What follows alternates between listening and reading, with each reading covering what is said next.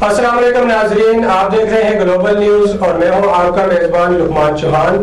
آج کے اس پروگرام میں ہمارے ساتھ موجود ہیں پاکستان تحریک انصاف یوتھ ونگ آزاد کشمیر کے مرکزی رہنما سید انعام مصطفیٰ گیلانی صاحب۔ سب سے پہلے تو میں آپ کا شکریہ ادا کرتا ہوں کہ آپ نے ہمارے لیے وقت نکالا۔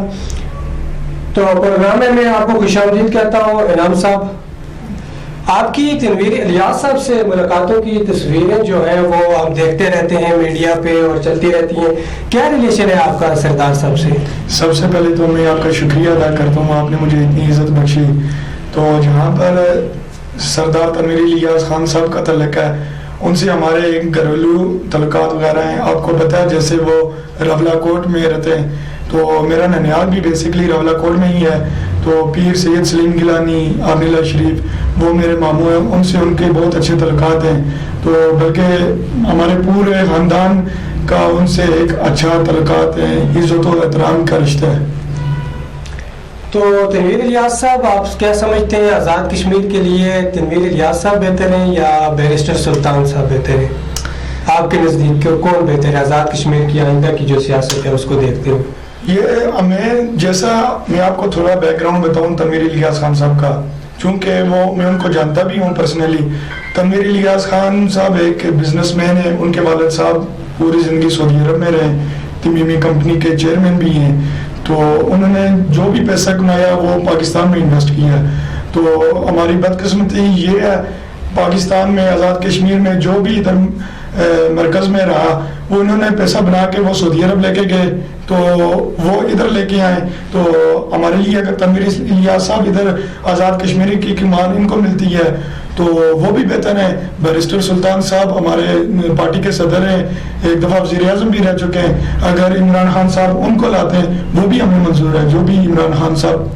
اچھا، وہ تو ہم دیکھ لیں گے، وہ فیصلہ عمران خان نے کرنا ہے، وہ آپ کو منظور ہوگا جو فیصلہ۔ اگر وہ ذمہ داری دیتے ہیں بیرسٹر صاحب کو تو پھر بھی آپ کو اس پہ لبے کہ اگر تنویر الیاس صاحب کو دیتے ہیں پھر بھی بالکل۔ آپ کا تعلق چونکہ جیرم ویلی سے ہے، حلقہ 6 سے ہے، اور آپ کیا دیکھتے ہیں کہ حلقہ 6 میں صاحبزادہ اشفاق ظفر، راجہ محمد فاروق حیدر خان، آپ کا مقابلہ جو ہے پاکستان تحریک انصاف کا ابھی تو ٹکٹ کنفرم نہیں ہوا، 5-6 درخواستیں گئی ہیں، وہ بھی ہو جائے گا۔